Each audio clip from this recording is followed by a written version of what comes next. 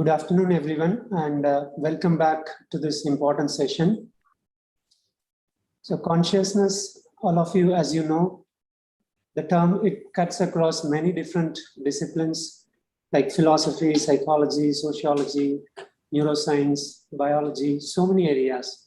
We have been listening to multiple speakers, experts from different fields.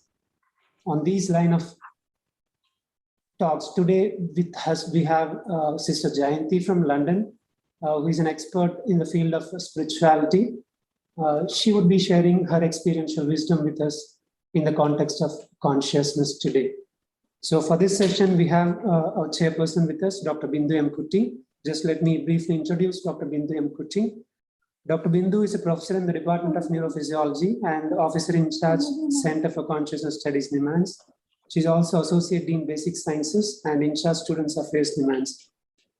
She has over 25 years of research and teaching experience in the field of neurophysiology. Ma'am, we welcome you, and I request you to introduce our keynote speaker, Jain Kiriti, and initiate the session. Thank you so much, Dr. Jain. A very good afternoon and welcome you all to this fourth keynote address of this webinar series. And today we have with us a very eminent personality from the Brahma Kumaris. On behalf of CCS, the Center for Consciousness Studies, it gives me great pleasure, Didi, to welcome you.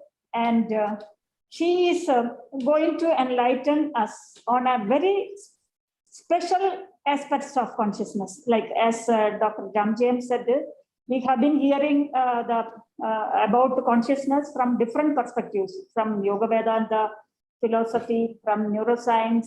Today, Didi is going to enlighten us on yet another perspective, that is the spiritual perspective.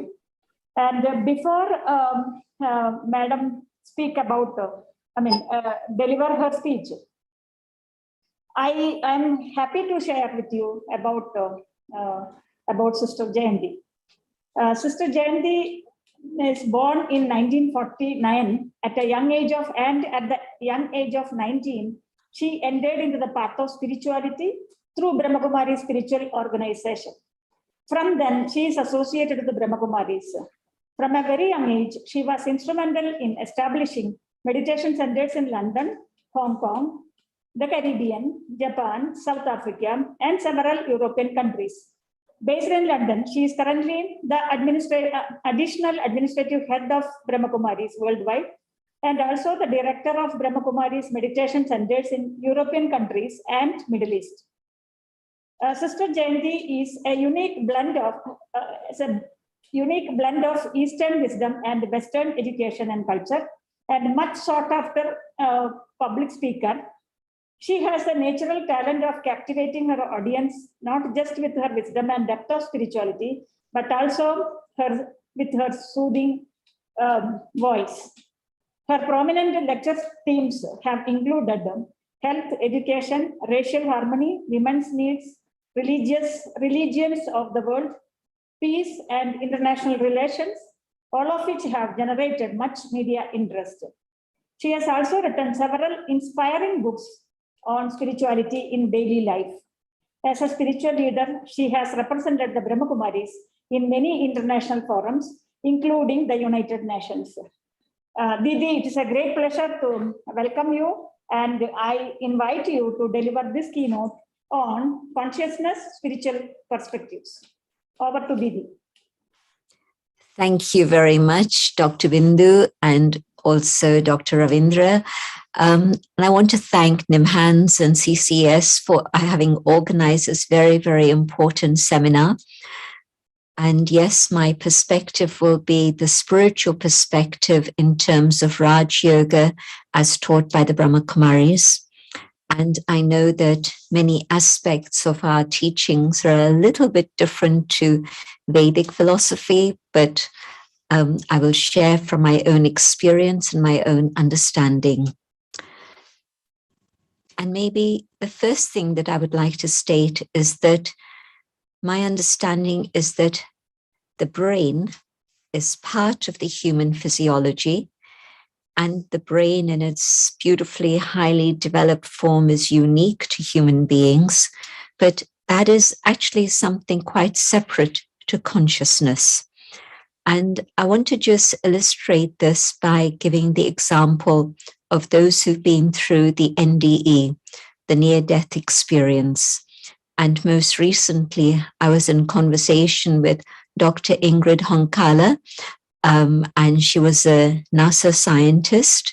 And she then remembered a childhood experience that she had had of being in the near-death experience. And she then decided to devote her life to sharing these ideas of soul being separate to the body and also separate to the brain, on the basis of her own experience.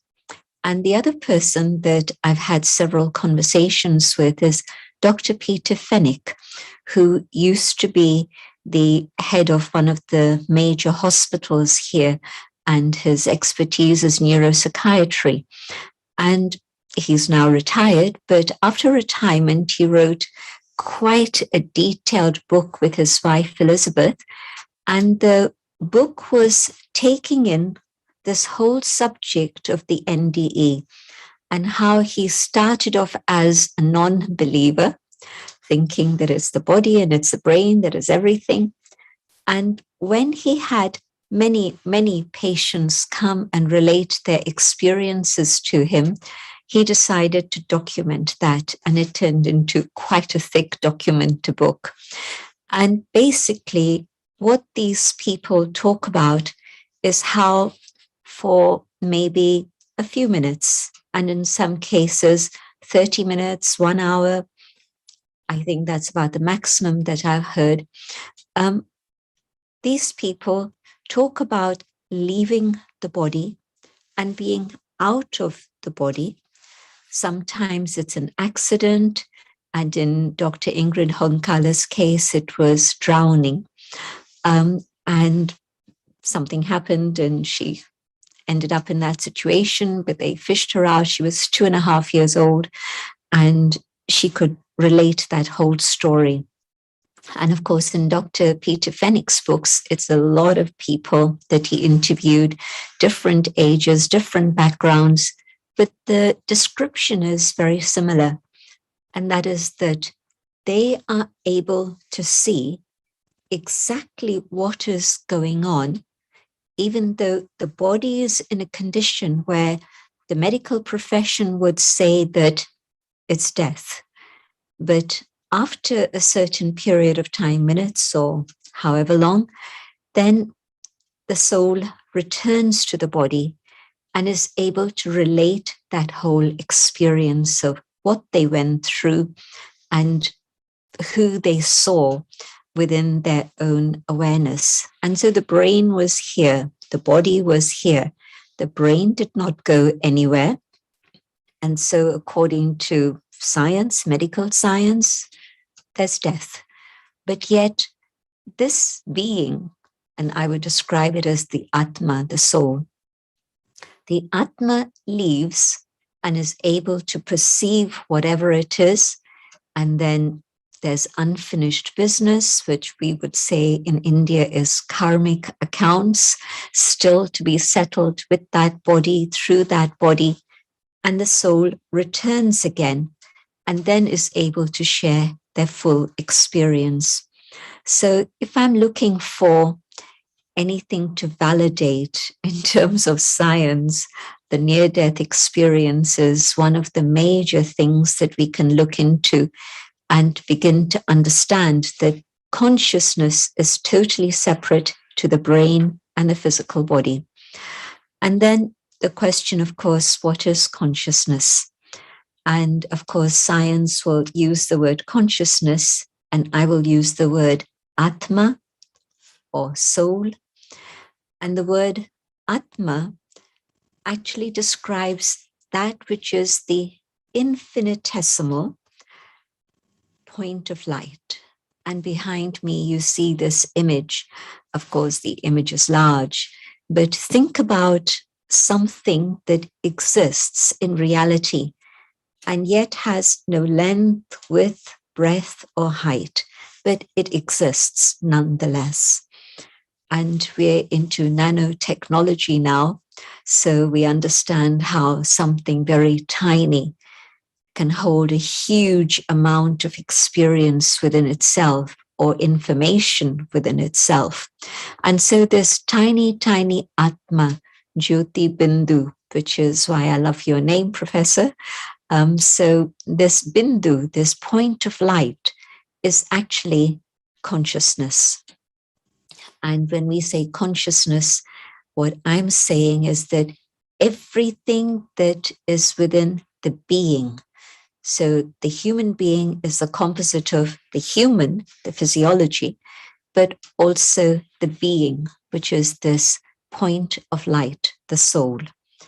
And so my thinking, my feeling, my emotions, my experience, my conscience, my reason, my understanding, my memory, and then my personality, and all the experiences that I hold.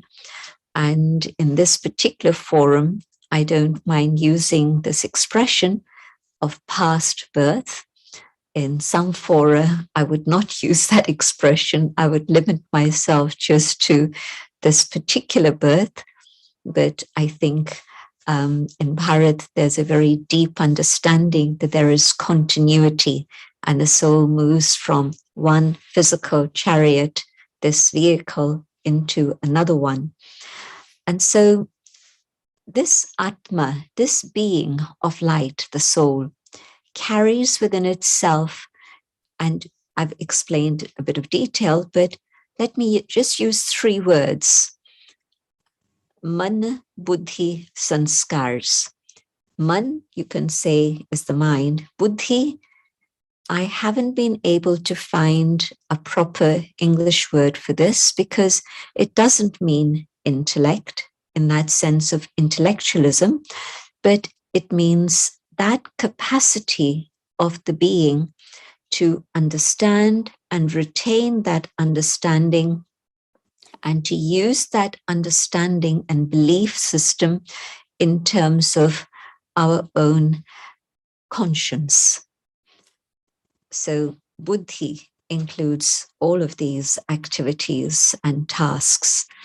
And then, of course, the samskaras, the imprints that are carried by the soul as a result of all the experiences we have been through. And so just imagine the incredible beauty of nature, and you see the amazing beauty of our ecosystem in its original natural state. Whatever human beings have done, we are still able to find spots where there's amazing beauty. But the beauty of nature, the natural world, in which this Atma, this tiny point of light, contains everything that I am. And this is consciousness. Atma is that Chaitanya Shakti that carries this Chaitanyata. And yes, this body has biological life and all the things that are associated with that, but it's the Atma that lives here just in front of the pineal gland and in front of the brain, and is able to work through the whole mechanism of the brain and the whole body functions. Atma departs and there is no life, and this is why they describe the death experience, the near-death experience. But Atma coming into that tiny little fetus in the mother's womb, and the mother feels the moment of birth, the moment of life entering her womb, and so she feels that movement, that kick in her stomach. And so this tiny little Atma is consciousness. And there are 2 different ways to look at it. When I'm aware of who I am and my own spiritual identity, then in this awareness of I, the inner being, if I stay in this consciousness, I become the master of my physical senses and even my internal faculties. And so Raj Yoga, Raja, the sovereign, the master, the king, I, the soul, am able to have mastery over my whole physical system, but also my own internal mental, emotional, spiritual system also. And of course, as is my consciousness, my awareness, my smriti, so then is my sthiti, my stage of consciousness. And I'll tell you the Hindi words that go together very beautifully. Smriti, vritti, attitude, drishti, my vision, and then kriti, my actions, sanskriti, culture, and srishti, the world. Now we see a world divided into many, many pieces. The haves, the have-nots, but also color, race, creed, religion, tradition, culture. Everything separates us. But in fact, when we come back to this awareness of Atma, we would describe this as a stage of soul consciousness, the consciousness of my eternal identity as a soul. Because consciousness wasn't born, consciousness cannot die. It exists and has existed forever and will continue to exist forever. So one of the major changes that could happen within this world of ours is that all these barriers and boundaries that we've set up that divide us so hugely, they all melt. They're all broken down because I begin to see everyone as this shining point of light. And of course, then my communication with them, my bhavana, my feelings for them, and everything else shifts incredibly fast. Oh, within a moment. It's not even overnight, it's within a moment. When I'm aware of this, I belong to a particular religion, I belong to a particular gender. There's many, many barriers. But I come back to the awareness of this. And if you remember the images that we see very often in India, they show the deities with the third eye of wisdom. And of course, where is wisdom contained? It's contained within the soul. And so here is that point of light that contains wisdom. Or when I forget myself, the eye is closed. And then I think I am this physical form, and there's division, division, division. But also in this awareness of Atma, seeing each other as part of one family, the story of Bharat, Vasudha, Kutumba, then we come together and we tackle, whether it's the pandemic, whether it's climate change, or whatever are the current issues facing the world. And while we remain segregated and separated, there's competition and often conflict. And so we're not able to resolve the major crises that the world is going through.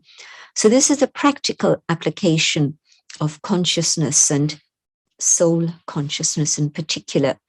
Now, I want to spend a little bit of time on the technical side. You're used to seeing many diagrams, and I don't want to put a diagram here, but I just want to take you through a particular cycle. My sanskars create the thought comes through into action, and the action then creates the sanskar, or enhances and empowers that sanskar, which is all fine, except when it becomes negative sanskars. I've seen violence in my family, and I think that's the norm. And so the sanskar of seeing violence has been created and probably put in place between the age of 2 through to the age of 6. That's in place quite firmly.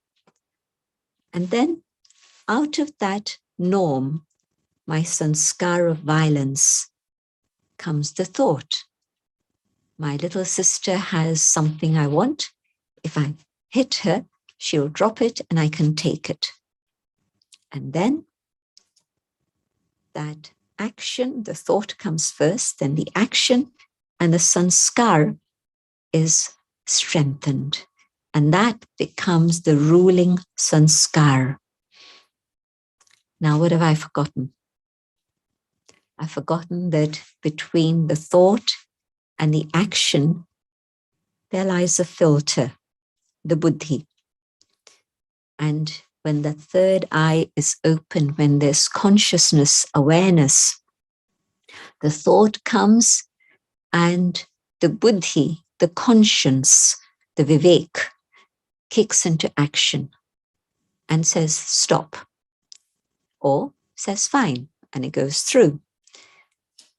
Now, when the consciousness is asleep, which I have to say is for a huge majority of the world at the present time, such as the world of Kali Yuga, the Iron Age in which we live today.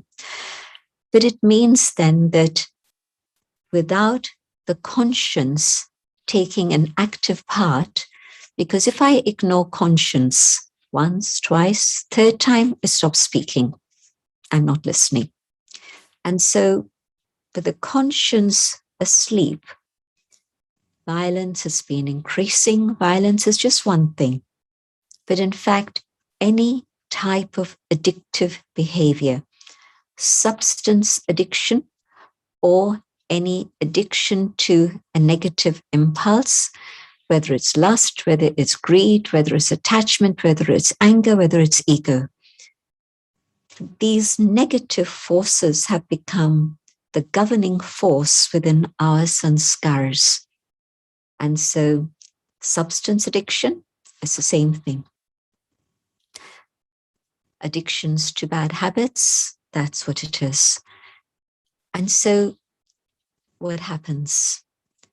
There's a situation in which there's a downward trend and values get lost. Values are there only in namesake. Truth, honesty, love, purity, these are just words at the present time. Unless within a few individuals who have come to that stage of consciousness awake, awareness coming in, and they allow the conscience to guide them. And so I'm seeing how this anatomy of the soul itself is incredibly powerful. Thought, discernment, and then judgment, action, sanskars. And out of those sanskars, the thought automatically comes within a given situation. And so this circle is a very powerful circle. It's the addiction circle, the cycle. And to break it, there are methods of spiritual teachings. Firstly, the buddhi. This is the critical area. And when spirituality awakens the buddhi, the conscience comes alive again. And then thought does not have power. It's the buddhi that now is in control. And the buddhi, remember, it's my ability to retain information, turn it into knowledge. I discard what is useless, but I retain what I consider important, that knowledge. And as I apply that knowledge in my life, it becomes wisdom. And following the path of wisdom leads me to the truth. And so the buddhi is absolutely the critical area to look at in terms of consciousness. What is going on in this capacity that I have to retain or discard, to keep and preserve, or to say, no, this is irrelevant, it's wasteful, it's negative, I don't want to hold on to it. And so the buddhi is that capacity that will determine my actions, my destiny, my future. And so meditation is very much connected with the buddhi, buddhi yoga. Yoga with the one and the buddhi, holding that belief. I'm a soul and this body is my chariot. I, the soul, am in charge of this. And so with the buddhi awake, you've taken a big step. There's a dramatic change. But now the buddhi has to practice controlling the mind. And we're used to thoughts moving at a very fast rate. 30 thoughts a minute? No, 1,000 thoughts a minute. Within one space, the space of 1 minute, 1,000 thoughts can come. But that's hyperactivity. And somewhere between the two comes normal activity. At times it's calm and it's measured.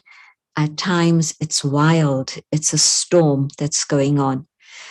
And so the technique to be able to tame the mind and allow the buddhi to again exercise control over the mind, because the mind has no discernment capacity. My desires will go here, they'll go there, they'll go there. They're like the wind. They're moving around, the wild horse that's moving around all the time. And if you try to tame the wild horse with force, you can suppress it for a short time, then it'll run. Or what you can do is make the mind your friend. Wild horses are tamed by whispering good things into the ear of the wild horse. Not my imagination. A tip from a trainer of horses, one of the best in Australia. He told me this personally. I asked him, how do you tame wild horses? I make the horse my friend by whispering sweet things into its ear, and the horse becomes my friend and will go where I want it to go. So let me tame my mind with love. Let me give it something beautiful to think about. Spiritual knowledge, spiritual teachings. Let me reflect on the process of Atma, what's going on there. Let me think about Paramatma, what's going on there. And as my mind begins to move in a positive, calm state manner, the buddhi is taking charge and is guiding it in the right way. So man, buddhi are now working together instead of fighting together. And of course, then actions will be based on that experience of yoga, of meditation, pure thoughts, pure actions, elevated thoughts, elevated actions, benevolent thoughts, benevolent actions. And my sanskars go through a shift. Science has now told us that the brain is plastic. Things, the patterns are not stone. The patterns can change, which is wonderful news. And so I, with the help of the divine and my own practice, can change my own sanskars and create the sanskars of truth, of love, of beauty, of compassion. So I think this is a very timely conference, and I hope that not only there'll be the intellectual dissection of all of these ideas, but also perhaps a chance to experiment with some of these things. For 1 minute that I have left, I want us to do an experience. Let the body sit quietly. Focus in the center of the forehead. I feel that energy of life here. I am Om, that inner being,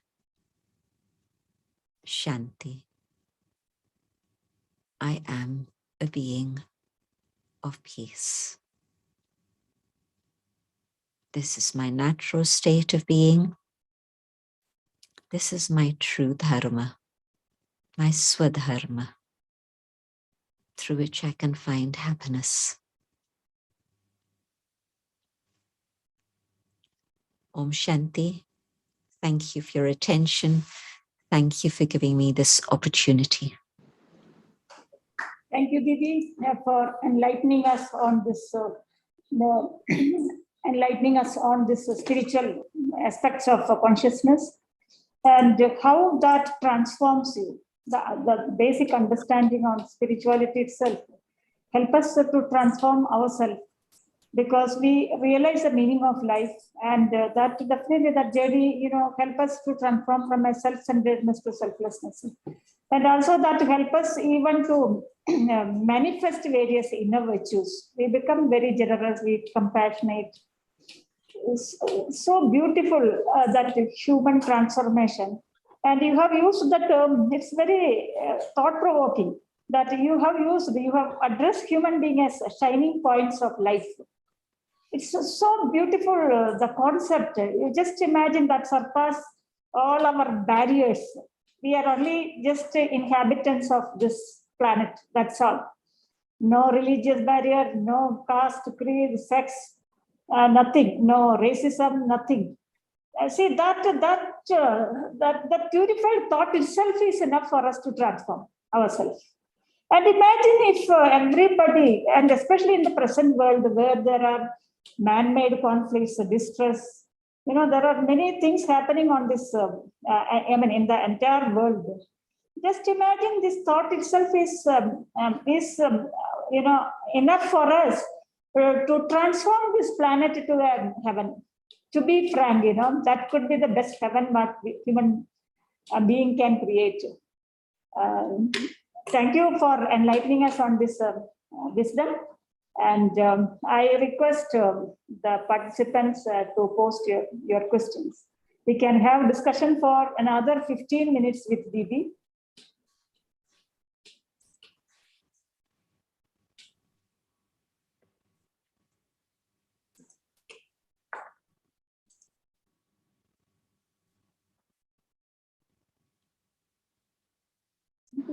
Yeah. We don't see any questions on the chat box, but I have few questions which may be useful for the audience. Many times we come across this question, people asking, I'm interested in learning meditation, but still I'm not able to practice, especially they tell time as an important constraint. So they ask like how many times in a day I need to do, how long in one sitting I need to do. So this is something very commonly we come across. Can you just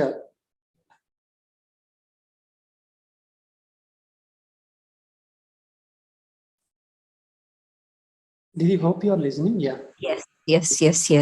I heard your question. Thank you. Higher consciousness is not something that is separate to life. And so, for example, now as I speak, I can either be scared, how am I going to answer these questions? Or I can be concerned or anything else. But if I'm in the awareness of soul and I'm listening, then I know that the right answer is there and I can just pull it out because of experience of many years. But what I want to say is that consciousness, higher or lower, is something connected with moment to moment awareness. And so now if I keep that higher consciousness, now I can try and maintain it through the whole day. So Dadi Janki, who passed away last year, age 104, she would say, don't ask me how long I meditate. Ask me how long I don't meditate. And so it's an example of a yogi who really has attained the higher state. But there are specific ways in which one can train the mind. Don't think about sitting in meditation for half an hour or an hour. Think about just a few minutes. Can I focus my thoughts for just a few minutes and come to the awareness of that inner being? And then let me read something that's going to help me on the journey. And then again, after a few minutes, practice again, keeping that awareness of the soul. Try this micro meditations, not even mini meditations, micro meditations. And you will find that you develop that practice of keeping the mind on track gradually. We've allowed the mind to be running riot, running wild for the whole of our life. And so suddenly we're trying meditation for 5 minutes, 10 minutes, 15 minutes, and nothing's happening. Well, just think about it. I'm now 70 years old. All this time, I've done nothing about disciplining my mind. Or I'm 50 years old, or even 30 years old. And so the minutes that I've given to this practice is minute. And so I need to build up that practice. Thank you, Didi. There are a few more questions also. One is related to children. How to put our children to get good sanskara in this present scenario, which is very volatile, uncertain, and very challenging. Especially, I think, during the pandemic situation, most of us would have got this experience, very difficult experience of managing the children. I want to take up this word education, educare. Educare doesn't mean to put into a box. So I'm not putting in things into my child's box. What I'm doing is allowing it to flourish and emerge and be expressed, to lead out. And the best way to do it is through my own example. I cannot say to the child, don't tell lies, when I myself am fibbing. Then I'll say, but that was a white lie. But it's not the point. The child has heard you speak a lie. And so that's what you've put into the child's brain and Atma. And so you can color by your company. You cannot instill values, but your company can allow the values that the child carries already to be expressed and emerge. And so this is why we say Sangakarang, the color of the company colors the other. And so whatever I do, that's what I'm going to teach my child to do also. So parents have to be role models, and not just for 2-3 hours a day, but as with the pandemic, the whole day, the whole day. Thank you very much, Didi. I think that was a very practical insight. There is one more question.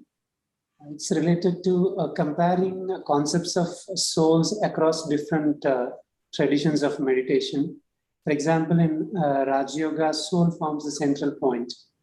Whereas if we take Buddhism, where they talk many things about mindfulness, they don't talk much about soul. In fact, they talk something as anatma as a central tenet.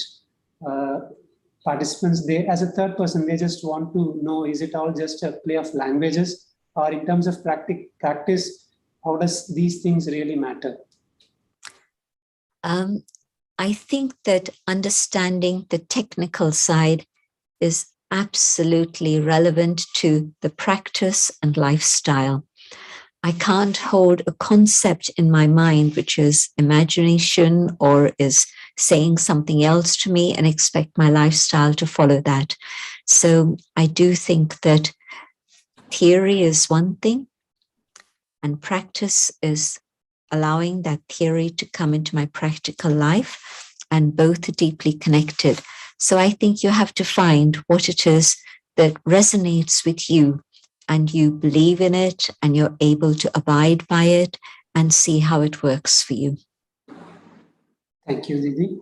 Last one more question. I think you have addressed this partially, but still, I think in Brahma Kumaris, there is a unique time for meditation. Of course, it is taught of us and continuous awareness throughout the day. But still, even apart from that, early morning meditation is very much practiced. So in that context, can you still talk something about suitable time for meditation, even though you have already elaborated? Absolutely correct. The early morning hours have been described as a time of nectar, Amrit Vela. And this is because the rest of the world is quiet, and so they don't require my attention. so I can give the soul my full attention and have that stretch of time in which I'm practicing, focusing my mind on the divine, coming to that awareness of who I truly am, and allowing the highest within the soul to emerge. So definitely starting the day, Amrit Vela, with meditation is going to influence the whole day. And that is a fact. And it seems that the gravitational pull of the earth is at its lightest in those early hours of the morning. And so it's easy to experience that detachment from the physical body through the power of consciousness. Okay, thank you. There are a few more questions. I think questions are coming up slowly now. Yeah, I think we'll take, we can take. We have a few more minutes. One participant is asking, I wish to know, how do I bring the fleeting impressions of mind to one singular point? It doesn't seem easy and more often appears to be counterproductive and exhausting. I think you have elaborated while you're talking about this itself, making mind our friend, but still I think it would be worth if you can still elaborate. I want to say that we don't force the mind to focus and concentrate, but instead of going in 1,000 different directions, what we're doing is channeling the energy in a specific direction. And that is having thoughts about Atma, who am I? What are my own original qualities? Tapping into that experience of truth and love and peace that the soul, every soul carries this within itself. Every soul begins its journey with goodness. That is a fact. No one is born evil, but the sanskars then come up and nurture and nature and all of these things interact. So at this moment, when I know that my mind is finding it difficult to focus and concentrate, let me start thinking, maybe taking the help of reading, as I suggested earlier. Let me start thinking about Atma and experimenting with that idea and thinking about all the different qualities related to Atma. And then for those who are believers, let me also think about my relationships with the divine, mother, father, friend, companion, teacher, guide, the Satguru. And as I reflect on all of these things, the speed of the mind slows down. And instead of a torrent of thoughts, now the thoughts are measured. And the space between the thoughts becomes longer and longer. And that space is not empty space. It's filled with experience. And so I then learn to focus and concentrate. Thank you very much, Didi, for the clarifications. I think we can have a conclusion. Yes. So thank you, Didi, for sharing this piece of wisdom with us. We are ever indebted to you for this, for enlightening us on this aspect of spirituality and discussing consciousness from that perspective of spirituality. There are some more questions coming. We may be posting it to you, and if when you have time, please respond to these questions so that it will be useful for the participants. We will be also sharing that with them. So thank you so much once again for your time. Thank you. Thank you for this opportunity and all good wishes for the rest of your seminar. Thank you. Thank you. Thank you so much. So we will tell the participants also. No? Dear participants, we will be sharing these questions with Didi, and accordingly she will be sending her answers. And I think that we will be putting it in the YouTube. No? So, we will share the recordings also, and we have our next session in another 15 minutes. So we'll be stopping and restarting. You can join. Thank you.